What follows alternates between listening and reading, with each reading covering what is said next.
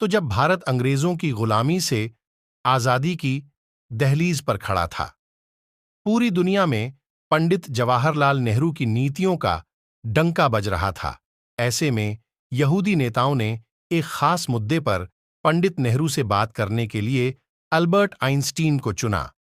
आइए जानते हैं। पूरी जानकारी के लिए वीडियो को अंत तक देखें और अगर वीडियो पसंद आए तो वीडियो को लाइक करें और हमें कमेंट करके बताएं वीडियो कैसी लगी और चैनल को सब्सक्राइब जरूर कर ले। तो चलिए वीडियो में आगे बढ़ते हैं। दुनिया को विज्ञान के महान सिद्धांत देने वाले नोबेल पुरस्कार से सम्मानित वैज्ञानिक अल्बर्ट आइंस्टीन से भला कौन परिचित नहीं होगा। जर्मनी में जन्मे अल्बर्ट आइंस्टीन के माता-पिता धर्मनिरपेक्ष यहूदी थे। जर्मनी में नाजियों की सत्ता स्थापित हुई तो यहूदियों का विनाश शुरू कर दिया। इससे आइंस्टीन को बड़ी पीड़ा हुई और हालात ऐसे बने कि उनको अमेरिका की नागरिकता लेनी पड़ी। फिर एक वक्त ऐसा आया जब यहूदियों ने अपने लिए एक अलग देश की स्थापना की तैयारी की। इसके लिए उन्होंने बाकायदा पंडित नेहरू को चिट्ठी लिखी, जिसका जवाब भी उनको मिला था। ये साल 1947 की बात है। संयुक्त राष्ट्र संघ में यहूदियों के लिए इजराइल नामक देश के गठन का सवाल खड़ा हुआ। वैज्ञानिक अल्बर्ट आइंस्टीन भी यहूदियों के लिए अलग देश के समर्थक थे। हालांकि वह चाहते थे कि इस देश के गठन के लिए अरब देशों के साथ समझौता हो, जिससे भविष्य में किसी तरह की दिक्कत न आए। इसके बाद ही इजराइल स्थापित किया जाए। ऐसे में मामला संयुक्त राष्ट्र में पहुंचने पर यहूदी नेताओं ने अलग देश के लिए दुनिया भर के दूसरे नेताओं से समर्थन जुटाने का फैसला किया। भारत का समर्थन जुटाने के लिए उन्होंने पंडित जवाहरलाल नेहरू से बात करने का निर्णय लिया और इसकी जिम्मेदारी अल्बर्ट आइंस्टीन को सौंपी। अल्बर्ट आइंस्टीन ने 13 जून 1943 को पंडित जवाहरलाल नेहरू को एक चिट्ठी लिखी।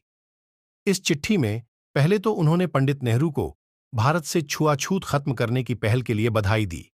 इसके बाद विस्तार से बताया कि यहूदियों के लिए अलग देश इजराइल का प्रस्ताव है और इसका समर्थन क्यों करना चाहिए। आइंस्टीन ने अपने पत्र में पंडित नेहरू के सामने तर्क रखा कि यहूदियों के साथ हमेशा से भेदभाव होता आया है। उन्हें दुनिया के दूसरे लोगों की तरह सामान्य जीवन जीने का मौका ही नहीं दिया गया।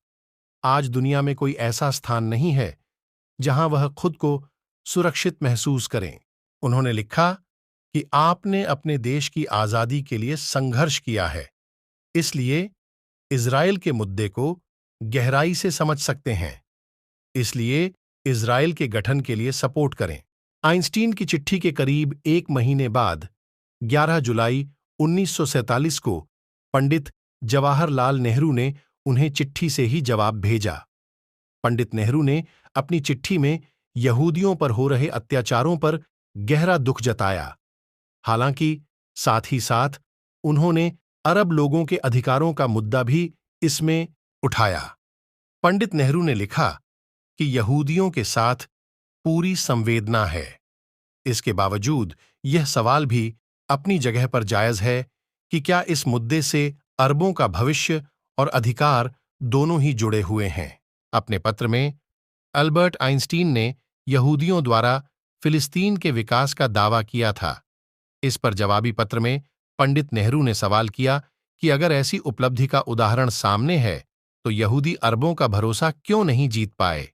अब अरब लोगों की इच्छा के खिलाफ जाकर यहूदी अलग देश के लिए अपनी बात मनवाने की जिद क्यों कर रहे हैं।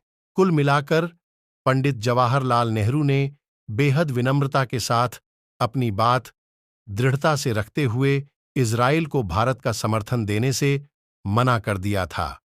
यही नहीं, संयुक्त राष्ट्र में इजराइल के मुद्दे पर भारत ने विपक्ष में वोटिंग की थी। 9 नवंबर 1921 को भौतिकी के नोबेल पुरस्कार से नवाजे गए एल्बर्ट आइंस्टीन का जन्म जर्मनी के वुर्टेम्बर्ग के उल्म नामक स्थान पर 14 मार्च 1879 को हुआ था। 18 अप्रैल 1955 को पेट की गंभीर बीमारी के चलते उनका निधन हो गया।